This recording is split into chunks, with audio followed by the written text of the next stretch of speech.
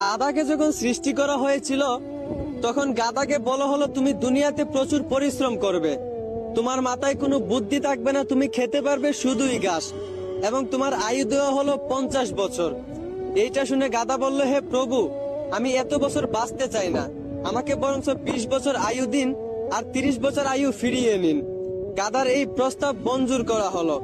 এরপর যখন কুকুরকে সৃষ্টি করা হলো, কুকুরকে বলা হলো তোমার খাবার হবে মানুষের বাসি খাবার, মানুষের রেখে যাওয়া নষ্ট খাবার, এবং তোমার আয়ু দেওয়া হলো 30 বছর। কুকুর এইটা শুনে বলল, হে প্রভু, আমি এত বছর বাঁচতে চাই না, আমাকে বরঞ্চ 15 বছর আয়ু দিন এবং 15 বছর আয়ু ফিরিয়ে নিন।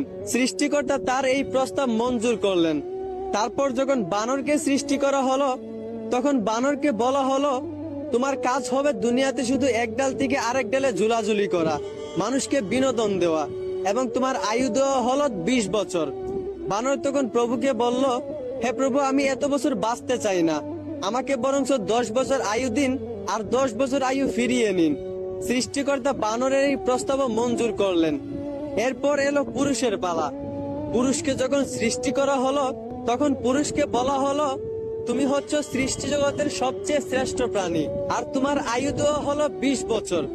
এইটা শুনে পুরুষ বলল, হে প্রভু, আমি এত কম বছর বাঁচতে চাই না, আমাকে আরো বেশি আয়ু দিন।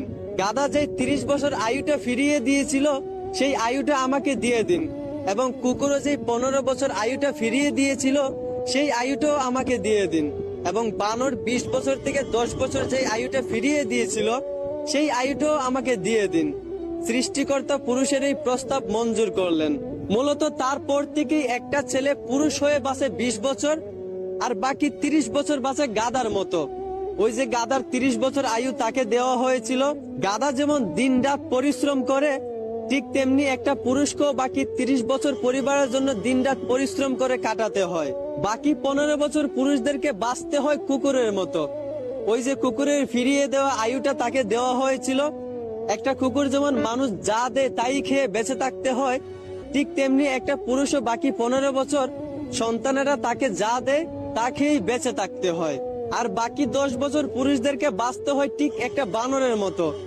ওই যে বানরের 10 বছর ফিরিয়ে দেওয়া আয়ু পুরুষদেরকে দেওয়া হয়েছিল। একটা বানর যেমন এক গাছ থেকে আরেক গাছে ঝুলাঝুলি করে মানুষকে বিনোদন দিয়ে বাঁচে, ঠিক তেমনি একটা পুরুষকেও বাকি 10 বছর কখনো এই সন্তানের গায়ে ঝুলে, কখনো ওই সন্তানের গায়ে ঝুলে বাঁচতে হয়। মূলত পুরুষের জীবনটাই এইরকম। আশা করি এখন বুঝতে পারছেন।